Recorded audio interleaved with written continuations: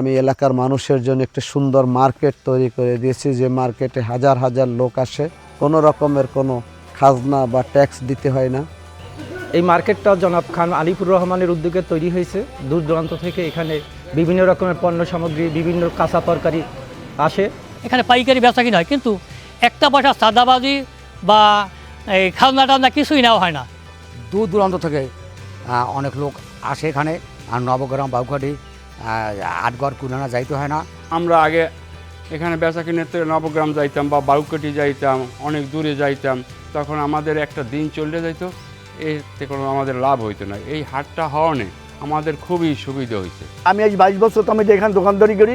এখানে একটা মার্কেট আছে, সুন্দর দোকানদারি করি, কোনো চাঁদা নাই, কোনো সন্ত্রাসী নাই, কোনো ই নাই, নিরাপদে আমরা ব্যবসা বাণিজ্য করি।